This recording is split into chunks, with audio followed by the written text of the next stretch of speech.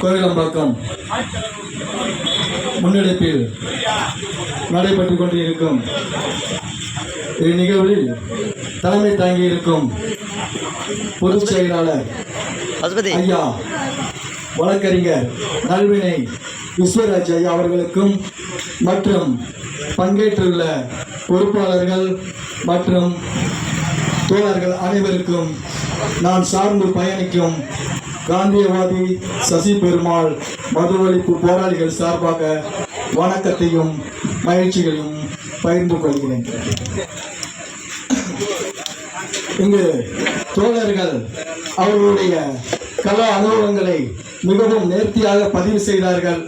இதிலிருந்து பார்க்கும் பொழுது நீங்கள் அடுத்த கட்டத்துக்கு நகர்ந்து உள்ளீர்கள் என்பதை மட்டும் உணர முடிகிறது. இதுவே ஒரு மிகப்பெரிய வெற்றி என்பதை இங்கு நான் மிக்க மகிழ்ச்சியுடன் பதிவு செய்கிறேன். மேலும் சமூக ஆர்வலர்கள் எதுக்காக இந்த மாதிரி களத்துக்கு பயணிக்க வருகிறோம் என்றால், அரசியல் கட்சிகள் மீது அவர்களுடைய செயல்பாடுகள் மீது நமக்கு சரிவர எந்தவித நம்பிக்கையும் ஏற்படாததனால்தான் நேர்மையாகவும் நியாயமாகவும் நமக்கான கோரிக்கைகளையும் நமக்கான உரிமைகளையும் நிலைநாட்ட வேண்டும் என்பதற்காக தான் இது போன்ற சமூக ஆர்வலர்கள் இந்த களத்தில் வந்து பயணிக்கிறார்கள், போராடுகிறார்கள். அப்படி இருக்கும் பொழுது சாமானியர்களுக்கும் தனது உரிமைகளையும் தனக்குரிய அந்த நியாயமான கோரிக்கைகளையும் எளிய வழியில் எப்படி நிலைநாட்ட முடியும் என்கிற விதத்தில் பல விதத்திலும் போராடி பெறப்பட்ட உரிமைதான் தகவல் அறியும் உரிமை சட்டம். அது ஒரு சாமானிய மனிதனும் தன்னுடைய வாழும் பகுதியான ஊராட்சியில் இருந்து பாராளுமன்றம் வரை கேள்வி கேட்பதற்கான அதிகாரத்தை இந்த அரசியலமைப்பில் நமக்கு ஏற்றி கொடுத்திருக்கிறது. அப்படி ஒரு தனி மனிதனாக அந்த அறியும் அந்த உரிமை சட்டத்தை ஒரு இயக்கமாக ஒன்றிணைத்து அதை தமிழகம் எங்கும் ஒரு மிகப்பெரிய ஒரு வலுவான ஒரு கட்டமைப்பை உருவாக்கியிருக்கிறார் என்றால் ஐயா நல்வினை செல்வராஜும் மற்றும் அவருடைய தோழமையுடைய அந்த நிர்வாகிகளுக்கு மிகப்பெரிய உங்களுடைய அன்பின் கரவொலியை நீங்கள் எழுப்பலாம். ஏனென்றால் நாம் தனி மனிதனாக கேட்கும் பொழுது பலவிதத்திலும் பலவிதமான அச்சுறுத்தலுக்கும் அடக்குமுறைகளுக்கும் ஒடுக்குமுறைகளுக்கும் நாம் ஆளாகும். இப்படி ஒன்றிணைக்கப்பட்ட ஒரு இயக்கமாக ஒன்றிணையும் பொழுதுதான் நமக்கு ஒரு பலம் இருக்கும், ஒரு பாதுகாப்பு இருக்கும். அதுபோல ஒரு முன்னெடுப்பு செயல்களை செய்ய வேண்டும் என்றால் நாம் எடுக்கக்கூடிய பிரச்சனைகளை எந்த விதத்தில் அணுக வேண்டும், எந்த விதமான சூழ்நிலைகளில் அதை எப்படி அணுக வேண்டும் என்கிற சரியான அந்த வல்லுநர்களுடைய ஆலோசனைகளை கையில் கொண்டு நாம் அந்த காரியங்களை உள்வாங்கும் பொழுது எளிதாக நமக்கான கோரிக்கைகளை நாம் நகர்த்த முடியும், அதற்கான தீர்வையும் நாம் பெற முடியும். குறிப்பா நேரம் கருதி சில பதிவுகளை இங்கு நான் பதிவு செய்து நான் விடைபெறுகிறேன்.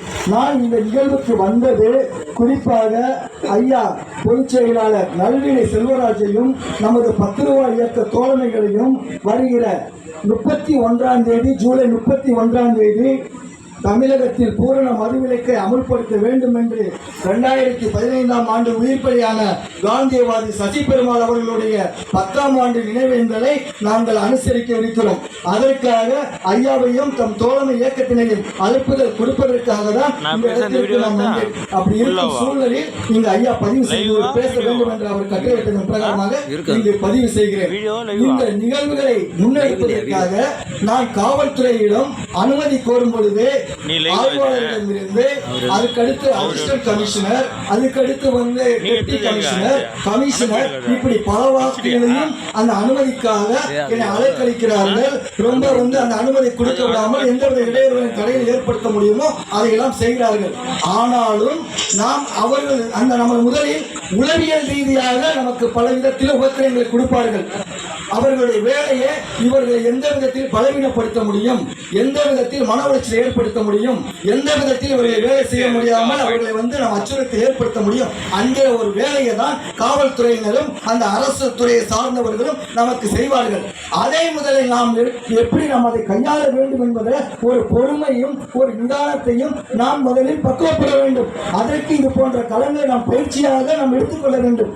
அப்படி இருக்கிற சூழலினால் தான் இது போன்ற எங்களுடைய மனவழிப்பு போராட்டங்கள் எல்லாம் பலவிதமான அச்சுறுத்தலுக்கும் ஒடுக்குமுறைகளுக்கும் தான் இதை கொண்டு வருகிறோம். அப்படி இருக்கும் சூழலிலும் இன்றைக்கு நாங்கள் அதை தொடர்ந்து நாங்கள் நடைபோடுகிறோம் என்றால் அதற்கு காரணம் இவர்களுடைய அனைத்து விதமான அடக்குமுறைகளையும் அனைத்து விதமான அச்சுறுத்தல்களையும் நாங்கள் வாங்கி வாங்கி வாங்கி எங்களை நாங்கள் பலப்படுத்திக் கொண்டோம், எங்களை நாங்கள் பக்குவப்படுத்திக் கொண்டோம். அப்பொழுதுதான் நம்முடைய அடுத்த கட்டத்திற்கான இந்த போராட்டங்களை எப்படி நகர்த்த முடியும் என்கிற விதத்தில் நாம் முன்னெடுக்க முடியும்.